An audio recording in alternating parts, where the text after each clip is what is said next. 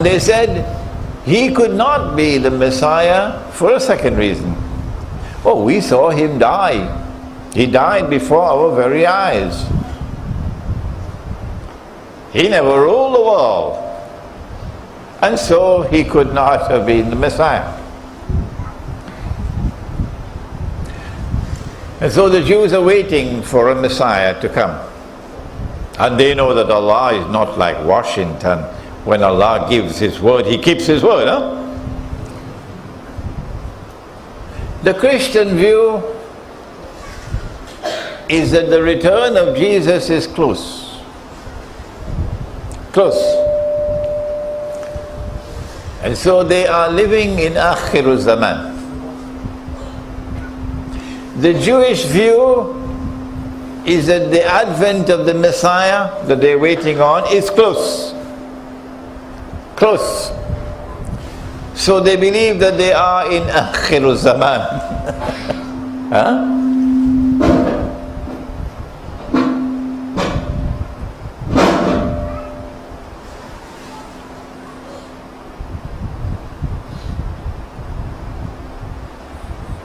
In order for the Messiah to rule the world from Jerusalem, the state of Israel has to be restored. In order for a state of Israel to be restored, and for Jews to return to reclaim the Holy Land as their own, the Holy Land has to be liberated, because it's under Muslim rule. Okay, now we can understand. Why is it that a Pope in Rome, and the Popes are always European? You notice that? Has there ever been a Malay Pope? The Popes are always European. Strange, huh? Now we understand why a Pope in Rome launched the Crusades. The Crusades which were European wars, not Christian wars, European. They were masquerading as Christian, but they were essentially European wars to liberate the Holy Land. Why? I'll tell you why. So that the Jews can return to reclaim the Holy Land as their own, so that a state of Israel can be restored in the Holy Land, so that that Israel can become once again the ruling state in the world, and so that the Messiah can rule the world from Jerusalem. It's so simple. So they launched the Crusades. The Crusades never ended. No. Still going on now in Guantanamo, for example. Well, in 1917, something happened. That European world which had launched the Crusades finally succeeded in defeating the Ottoman Islamic Empire and taking Jerusalem, 1917. And then between 1917 and 1948, they brought back the Jews to the Holy Land to reclaim it as their own. This is Banu Israel. And in 1948, they restored a state of Israel in the Holy Land. The Christian world was watching. The Jewish world was watching. That these events indicate that we are in Akhir Zaman. And then the state of Israel grows and grows and grows until it becomes a superpower. We are in Akhir Zaman for the Christian and for the Jew. And so the Messiah must be around the corner. Around the corner meaning close.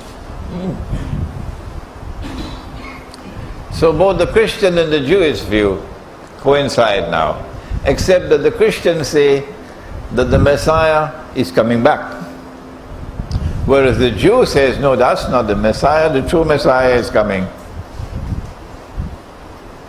And when he comes, he's going to rule the world from Jerusalem. And he's going to validate our Jewish claim to truth. There are many Jews who are going to be listening to this lecture. Many Jews. They like to listen to me, you know. There are many Jews who are going to be listening to this lecture of mine. And so I want to explain with clarity and briefly. In order for the Messiah to rule the world from Jerusalem and to convince the Jews that he is indeed the Messiah, then there are some things that must occur in Akhirul Zaman, in addition to what has already occurred.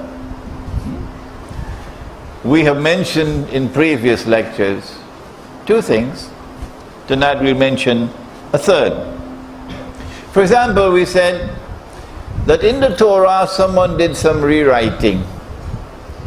And if you want to study that subject of the rewriting of the Torah, you can look at my book entitled The Religion of Abraham and the State of Israel, A View from the Quran, which is outside. It's not big, it's small.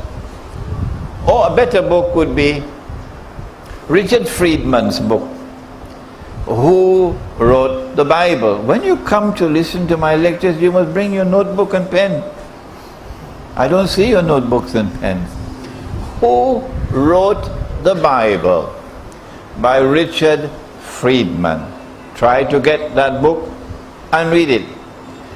He was an eminent American historian of the Bible. And his research in the Bible, his research on the Bible coincides with what Allah says in the Quran.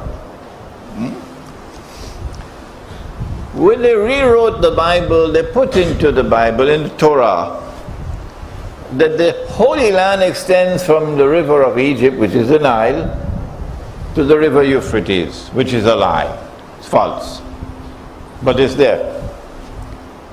So in order for the Messiah to rule the world from the Holy Land, Israel has to extend its territory and enlarge its territory to encompass the territory from the river Nile to the river Euphrates. So Israel has to wage big wars to do that. You can't go home and eat roti canai and go to sleep and expect that the state of Israel will expand. Got to wage big wars. But Israel does not want to wage those big wars and appear to the world as an aggressor. So it will be convenient if the Muslims can rise up, and topple Hosni Mubarak.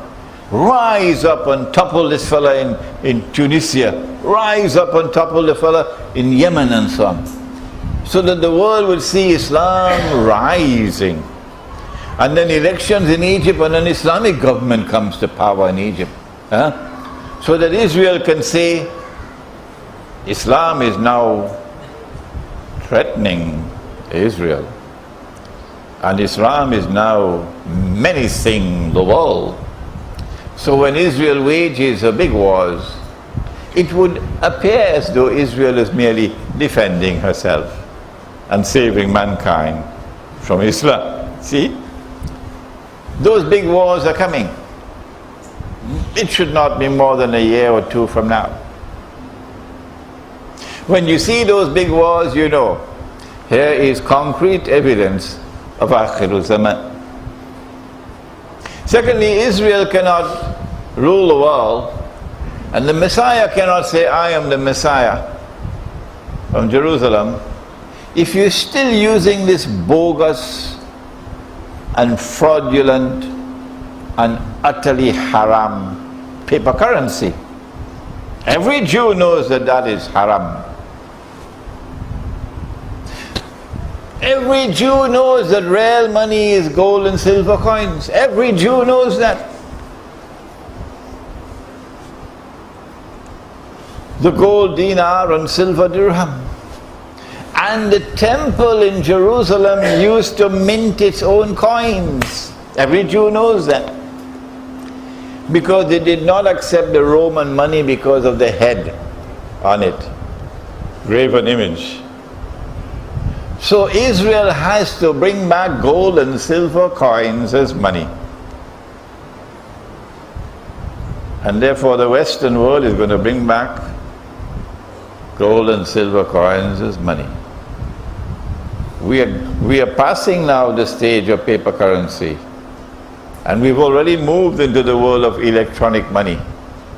And the paper money is going down. And then the next stage after that is back to gold and silver. And we the Muslims, what are we doing? I'll tell you what we're doing. We're drinking Tariq. That's what we're doing.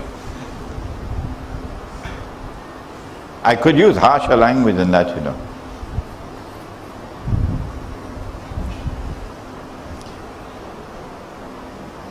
Israel has to do one more thing. So when you see the gold and silver coins coming back as money amongst the enemies, you know it's Akhiru Zaman.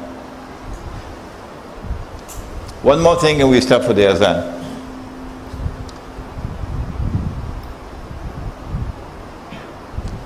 Israel has to rebuild the temple. So Masjid al-Aqsa has to go.